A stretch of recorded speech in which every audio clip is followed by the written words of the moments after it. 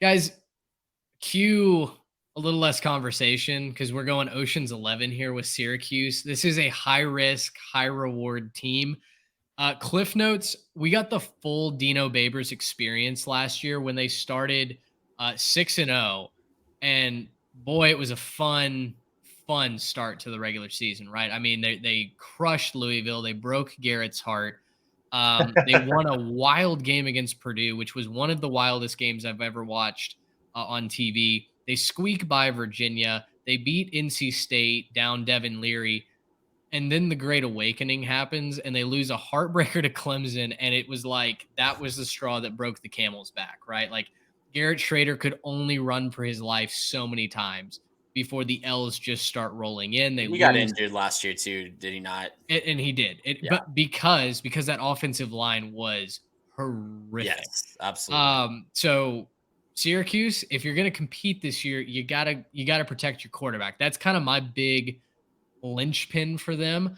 Now I've got the Orange going 7-5, and Garrett, if you pull up their schedule for this year, I think they can do enough. It's a very soft opening to the schedule. I think at the very worst, they're 3-1 to start the season. We'll talk about Purdue when we get to the Big Ten. I don't know that we know what Purdue's going to be on paper. They look fun, but we'll see. Clemson should be a loss. North Carolina should be a loss. Florida State should be a loss. I get that. Back to back to back. That's just brutal. It is a brutal stretch. And then limp into your bye week. Yeah, I mean, we're gonna be taping the peel back to the orange, getting into the bye week. But The ACC hates Syracuse. They did this to them last year too, with that Clemson, Notre Dame, Pitt, Florida State back to back. Yeah. But the second half of the season at Virginia Tech, Boston College versus Pitt and Yankee Stadium, at Georgia Tech versus Wake Forest, like pretty soft close, right? Pretty soft close. Garrett Schrader is a solid quarterback. He doesn't sling it all over the yard. Aronde Gadsden the second had a massive year at tight end last year. Maybe He's the a most fun player. unsung tight end in the country. He had almost 1,000 yards receiving. They've got a really good defense. I really like what Syracuse has. The question is just what does Rocky Long give them as the new defensive coordinator? He is known as the creator of the 3-3-5, former New Mexico defensive coordinator. He comes over. I don't know how Syracuse is going to perform. So I do have to admit I'm spitballing a little bit with this 7-5 projection, but I'm going to choose to believe that Dino Babers knows. I don't think the back half of that schedule is difficult enough to rack up more than 5 losses for me on Syracuse's schedule. Now their floor is 4-8.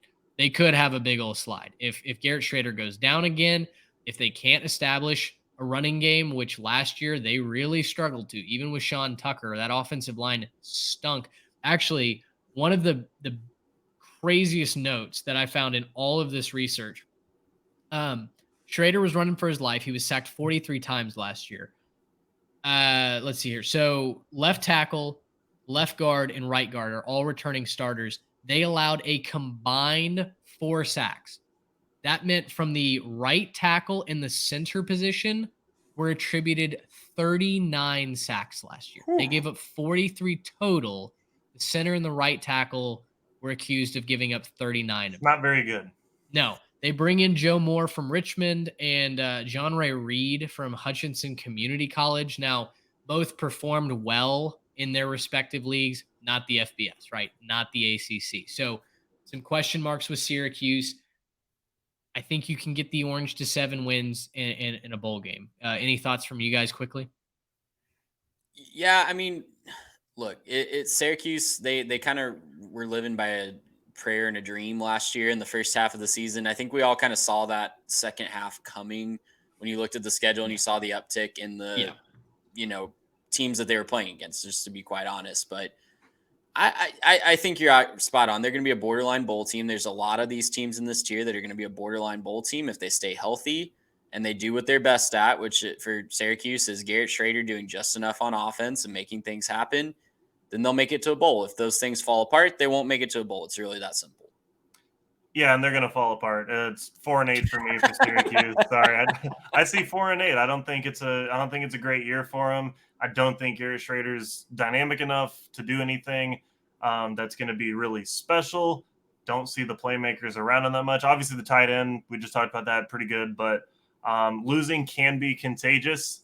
We've seen it happen multiple times where there's a pretty good team that's loses a few games in a row, kind of gets off its groove, kind of forgets what winning feels like.